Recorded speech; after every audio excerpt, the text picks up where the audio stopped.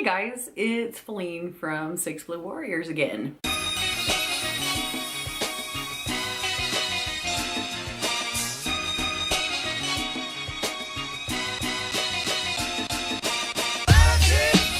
Sorry about the little bit of a break that we've had with the videos. We've just had some crazy things going on with life, what with school and kids, and I've been working a lot more, and you know, life just happens sometimes. I'm sure you guys can understand. Anyway, tonight's topic I wanted to talk about is what's for dinner? Dun dun dun. That's the question every mom hates, right around 4:30 or 5. Hey mom, what's for dinner tonight? And it's even worse, in my opinion, when you've got kids with autism, because really, they just want the same things. And so it's almost like you're making multiple meals, because if you want something other than the same thing that that kid wants to eat over and over and over again, you're gonna make something for that kid, and then you're gonna make something for the rest of the family. It just is something that can end up being very frustrating. I want to tell you that it's okay. You know, different families have different struggles, and I know that a lot of times people, you know, I always hear the phrase that you're not a short order cook with picky kids, and that you just make one meal and that they just are supposed to eat what's in front of them, and if they don't want to eat it, then that's fine.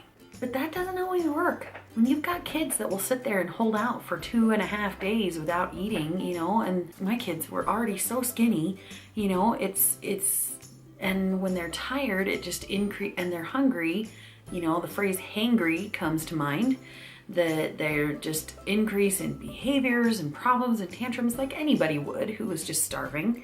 You just kind of get lost between doing what's expected of you and just, you know, teaching your kids not to be picky and making your one meal versus feeling like you're a short order cook and you're making everyone their own meal every time.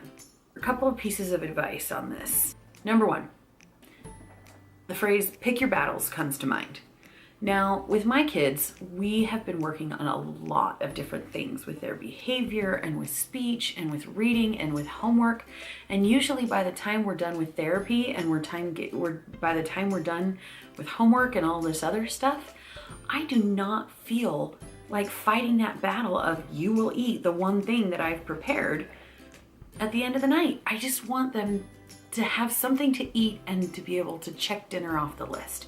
You know, it's just long and tiring at the end of the day. So that's a battle that we haven't particularly chosen to fight.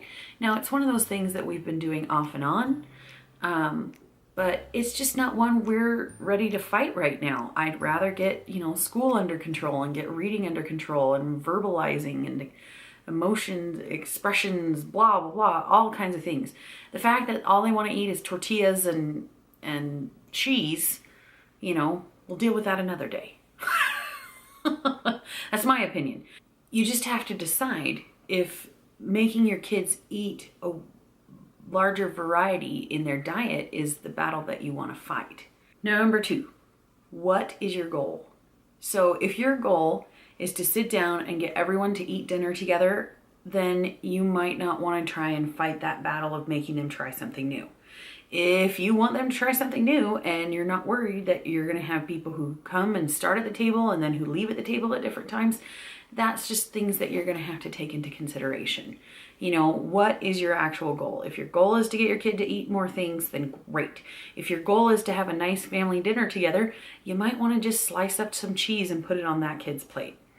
So one thing that I have done to try and make it a little easier to cook things, to cook a variety of things on those nights where, you know, everyone's eating something different, is I try to pre-cook things that I can. So for a while, you know, all Gavin wanted to eat was macaroni and cheese. So I ended up going out and buying the little Easy Macs that you can microwave so that I could microwave him some macaroni and cheese. And then Aiden will eat spaghetti pretty much anywhere, anytime, any day. So I would pre-cook spaghetti noodles that I could reheat for him and then just dump the sauce on. And so all of a sudden, with very little effort, I have macaroni and cheese and spaghetti totally made already. And it's not a whole lot of effort. You know, there's things you can do to just kind of plan ahead so that dinner time can still end up being a less stressful time. Because that's what I'm trying to achieve with my family right now, is that I'm trying to achieve that we can all sit down and get caught up on the day and talk to each other and have an enjoyable moment rather than getting frustrated because so-and-so wants this and so-and-so wants this and I spent all this time making this delicious meal, you know. But then there's other days that I'm like, you know what? I cooked this. If you want something to eat that's cooked, you can eat this, or you can go and make yourself a peanut butter sandwich. It's up to you. Those are just some of my tips for getting through dinner. Good luck. It's hard for everyone. And don't feel bad about or beat yourself up over if you're not doing things the way that you're expected to do them. You know, your family is not what everyone expects it to be. Nobody has the perfect family. And when you throw autism into the mix and you've got all of those things going on as well, you know, you can't hold yourself to the same expectations as typically developing children and the parents of those. That's just life, you know? You just have to roll with the punches and be flexible. We can't just be rigid just like our kids. Sorry, it's the end of a long night. Anyway, I hope you find this video helpful. Please feel free to leave a comment down in the comment section if you have something that you do with your family to help make dinner go easier.